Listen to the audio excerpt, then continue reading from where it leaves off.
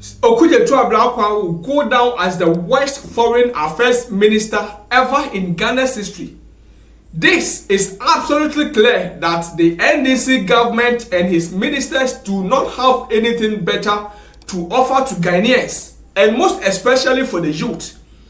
Imagine a minister who is supposed to develop your country is now running to the Americans in order for them to restore a visa that has been restricted with the agreement of making your home a deportee state.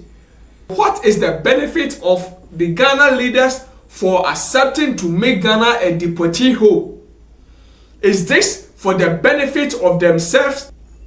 Ablakwa will be the worst foreign affairs minister ever that Ghana has ever had.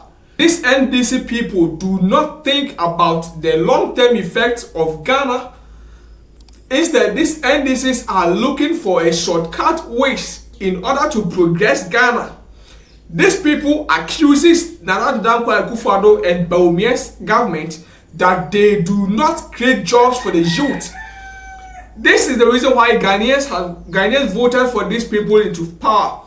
Fast forward early this year, American President Donald Trump issued a restricted visa to the Ghanaians, that the 5-year visa has been cut down to 5-month visa. Yes, but Ablakwa decided to go into a contract with Donald Trump that they are going to make Ghana a deportee home in order for the American to restore the 5 years visa. But just guess it. What is the benefit of Ablakwa decided to agree on Ghana's behalf that he is going to get the 5 years visa restored by making Ghana the deportees home? What happens to Ablakwa establishing a lot of jobs for the youth in Ghana? Why is it that these NDC leaders do not want to create jobs for the youth in order for the youth or in order for our human resources to remain in Ghana and work for the mother Ghana? Why is it that these people are always bowing down to the rules and regulation of these Western countries? Imagine Ghana a home of a gold, whilst Ghana is the leading country that always export 3.5 trillion of gold every year.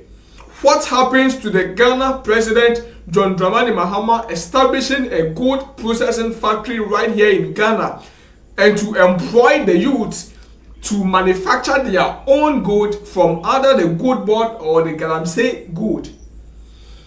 Why is it that John Dramani Mahama do not want to create a lot of employment in Ghana here so that our youth can get employed without even becoming a slave for these Western people?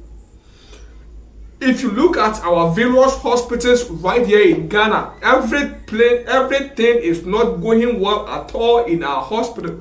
This is the kind of problem that we want the president and the ministers to just solve for the people of Ghana, and not for them to agree with the US to make Ghana a deportee home in order for them to restore the 5 years visa. It is only for the shallow-minded people that will enjoy or that will be happy that this visa agreement is going to help Ghana. But instead, this visa agreement is going to hurt Ghana in the long run.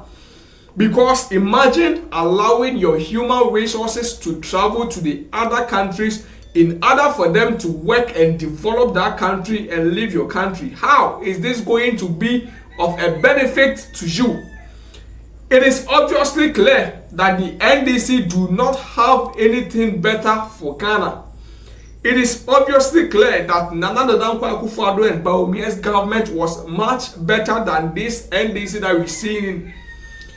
Is it that John Dramani Mahama and his officials are just a theorist? They do not have any practical thing in mind. We have a lot of youth who are capable of developing their own skill, just that they need a little polish and they need a little support from the government. But instead, this government will tell them that they do not have anything better for Ghana by going into an agreement with these people. Fast forward early this year, when our female vice president got sick, this woman was rushed to the Legon Medical Hospital. This hospital was built by John Dramani Mahama, or the current president. But when this woman was there, an expert advised the woman to have an advanced medical care outside Ghana.